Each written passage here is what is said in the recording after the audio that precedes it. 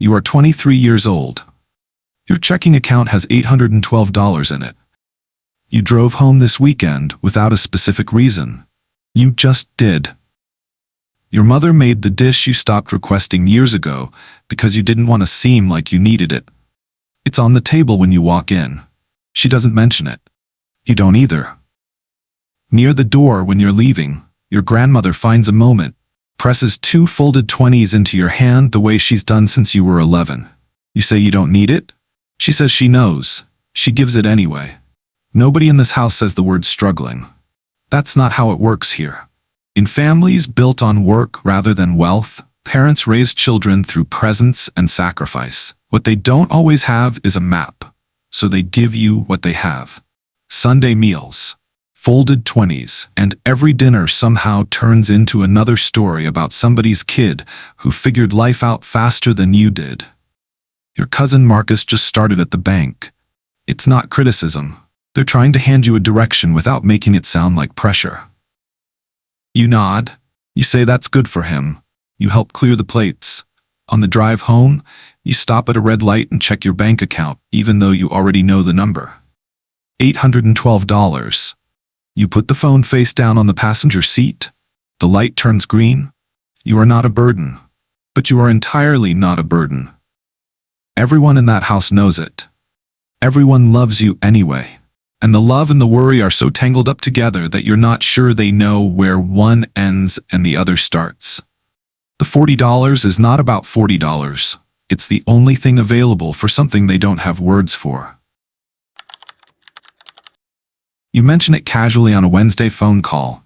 You've been saving a little over $6,000 sitting in an account you don't touch. You're not sure why you brought it up. 4 days later, your father texts a MarketWatch article from 2019 with no message attached, just the link. Your mother calls to tell you about her coworker's husband who knows about these things and would be happy to talk. At Sunday dinner, your uncle leans across the table with his fork still in his hand and says it with the confidence of someone who has been waiting for the right moment. The stock market is just gambling with extra steps. You say maybe. You change the subject. He brings it back anyway. Later, your father pulls you aside in the kitchen while your mother is in the other room. He's not trying to make you feel bad, he says. He just doesn't want you to lose it. You know how fast things can go sideways. You remember what happened to your uncle's brother-in-law in 2008. You nod. You load the dishwasher. You say you'll think about it. The advice makes sense when you hear where it came from. Your father's instinct to protect cash came from watching people lose things. That instinct was earned. It just wasn't designed for you at this moment with these options in front of you. But you're 24, and you don't have enough certainty yet to hold your ground against people who love you. So you nod at the savings bonds. You say that's a good point about the market. You hug everyone at the door.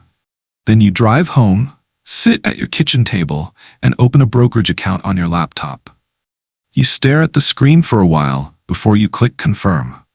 Part of you feels like you're doing something behind their backs.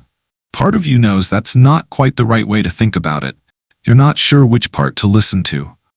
You close the laptop, you go to bed, you open the laptop again. Families move toward what they can help with, even when the help is misaligned. Moving toward you is how they say we are still here. You understand that.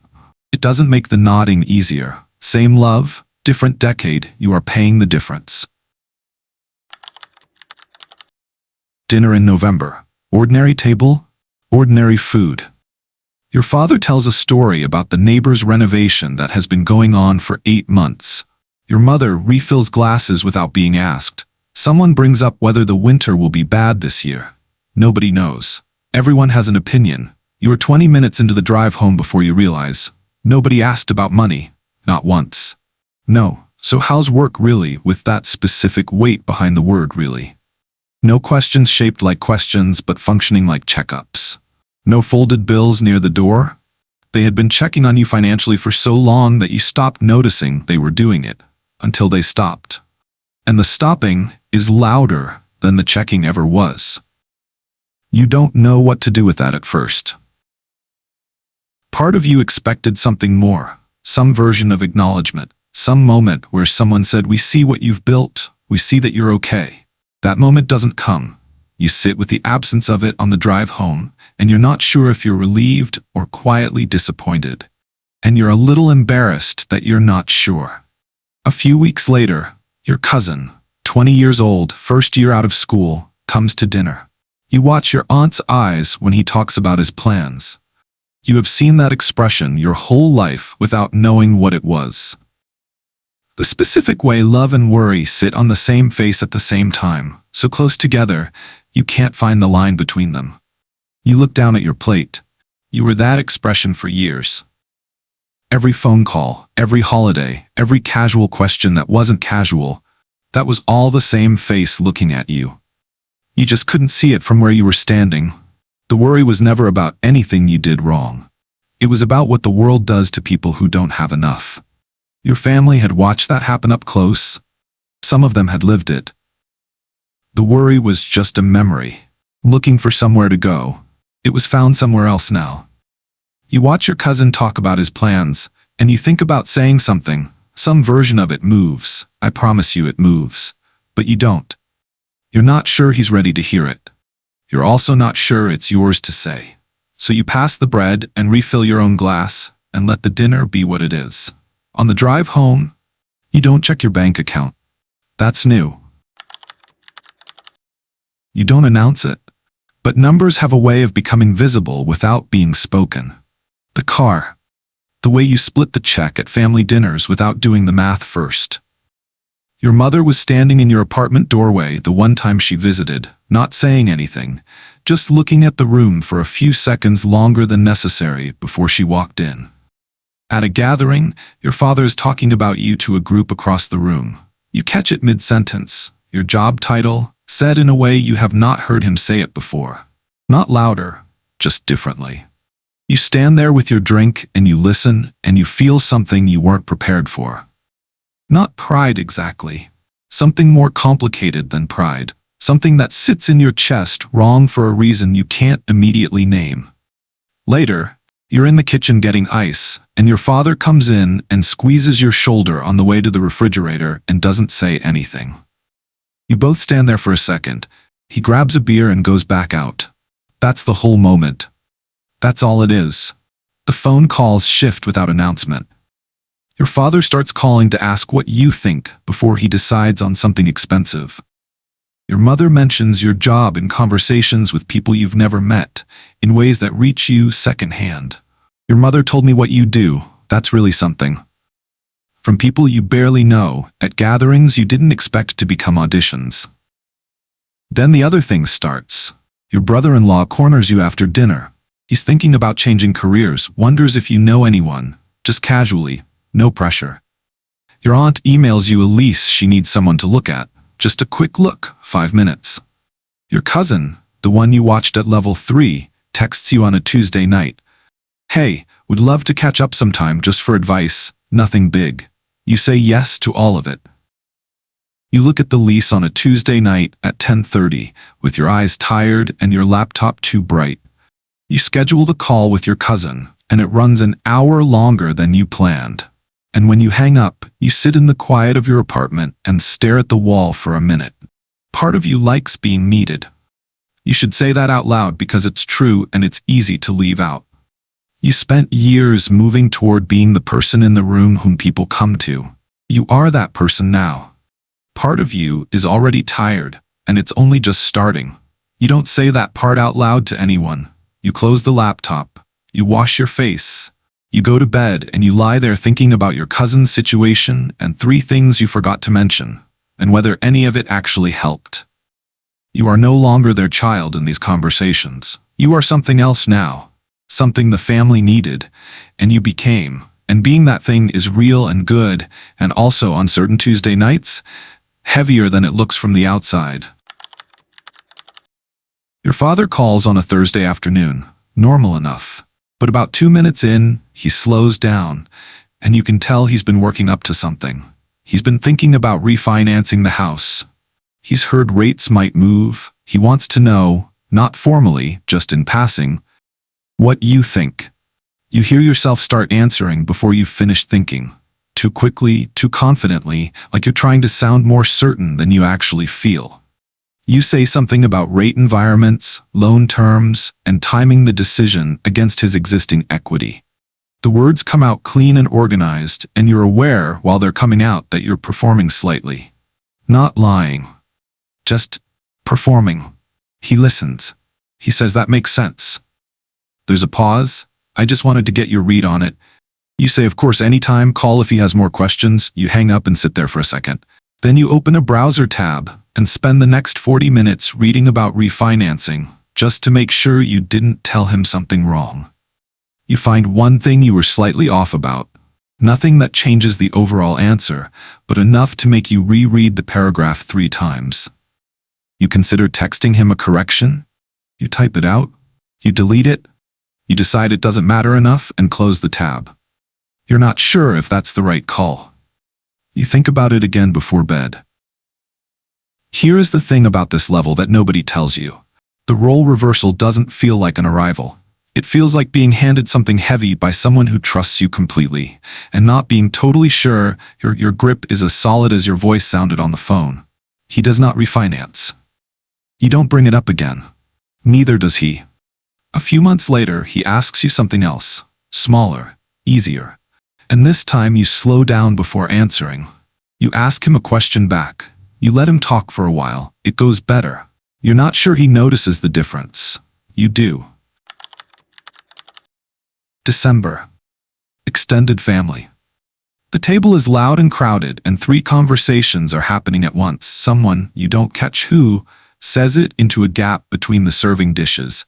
You're doing really well. The conversation moves on immediately. But something happened in that sentence. Not in the words. In the way the room didn't react to it. The way everyone just nodded slightly and kept eating. Like it was a thing that had already been agreed upon before tonight, like it was simply being confirmed rather than said for the first time. Nobody defines well. Nobody needs to. Afterward, your uncle pulls his chair closer to yours. Not dramatically, just repositions, like he suddenly remembered he wanted to be on this side of the table. He asks about your work with the specific attentiveness of someone who has decided the answer matters.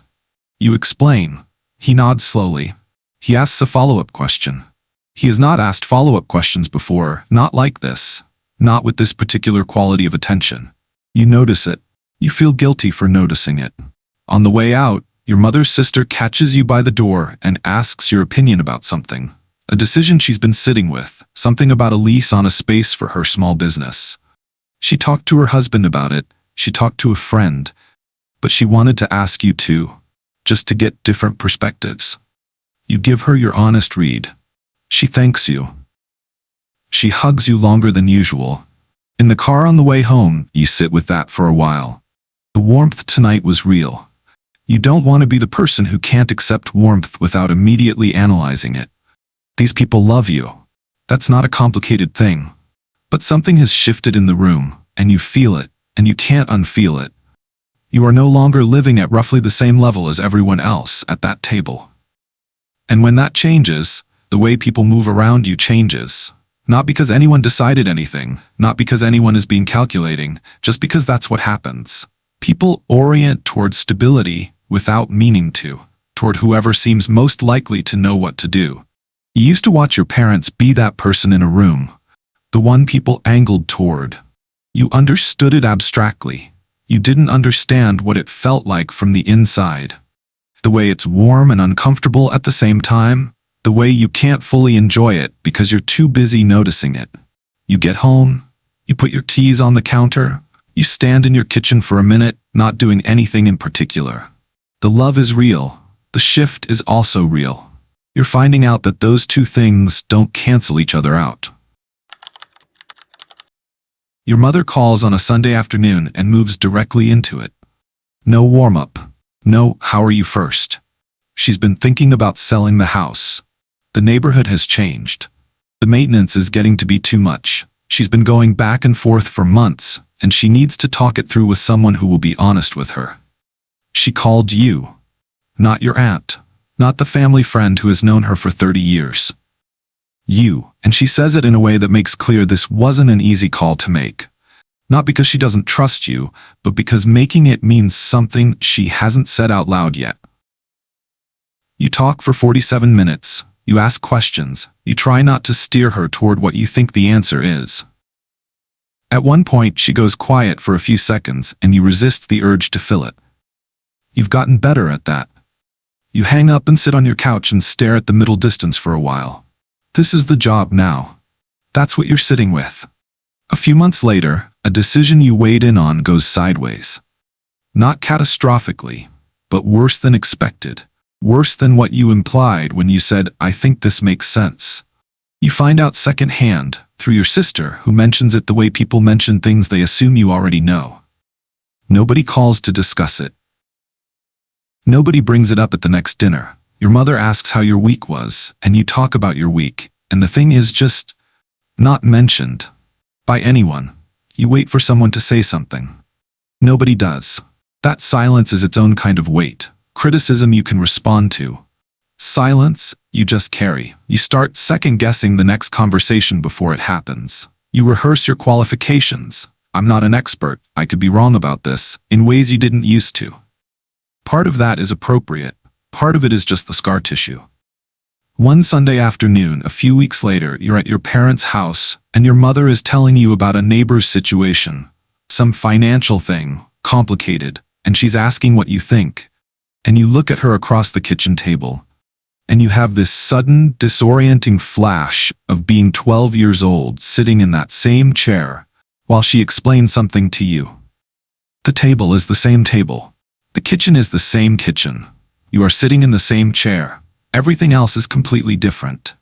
You give her your honest read. You add the qualifications. She listens the way she used to talk, with the authority of someone who has already decided your answer is the one that matters. You help her wash the dishes afterward. You drive home. You wanted this for a long time. You want to be careful to remember that. This is not something that happened to you. This is something you moved toward for years, one decision at a time. It's just that nobody told you what the view looked like from here. Your father is talking to a neighbor in the front yard. You're nearby, close enough to hear, not close enough to be in it. He's explaining what you do. Some details are off. The timeline is compressed. The specifics are adjacent to accurate in the way that happens when someone has told a story enough times that their version of it has started to replace the original. You don't correct him. You stand there with your coffee and you let him tell it. He's using a tone you recognize from when you were a kid, and he'd talk about something he was proud of. A little louder than necessary, a little more certain, performing slightly for the neighbor, but also just genuinely meaning it. He has been waiting a long time to tell this story. You understand that. You let him have it. The neighbor looks over at you and says, "You must be doing something right." You smile. You say something modest. You go inside. You stand in your parents' kitchen. The same kitchen, the same table, the chair you've been sitting in your whole life. And you make yourself another coffee you don't really need, and you look out the window at your father still talking in the yard. Here's what nobody tells you about this level. The arrival is quiet. There's no moment, no dinner where someone says we always knew, no phone call that marks the before and after. You just look up one day and realize the questions have changed. What people ask you, how they ask it, what they do with the answer. And you can't find the exact point where that started happening. The question your family carried about you your whole life, "Are you going to be okay?" is gone. You know this because you can feel the shape of where it used to be. It was heavy and sometimes suffocating, and you spent years trying to move past it. Now it's not there, and the space it left is filled with something you don't have a clean name for yet. Something that is mostly good. Something that is also occasionally, on the quiet Sunday afternoons, its own kind of alone. Your father comes inside. He's in a good mood. He ruffles your hair the way he did when you were 9, which he hasn't done in years, which makes you laugh in a way that surprises you. You both stand in the kitchen for a second. He says, "You want to stay for lunch?" You say, "Yeah." You sit down at the table. Lunch is normal. Your mother talks about the neighbor's renovation. Your father has opinions about it. You eat. You refill your water. You stay longer than you planned. On the drive home, you think about the $40. The two folded 20s pressed into your hand at the door, every time, for years. You think about what that gesture was carrying. Everything she couldn't say. Everything the money wasn't really about. You think about how long she did that without ever needing you to acknowledge what it meant. You wonder what you're carrying right now that you don't have words for yet. You don't know. You'll figure it out. The money didn't create any of this. It just removed the thing that was in the way of seeing it clearly.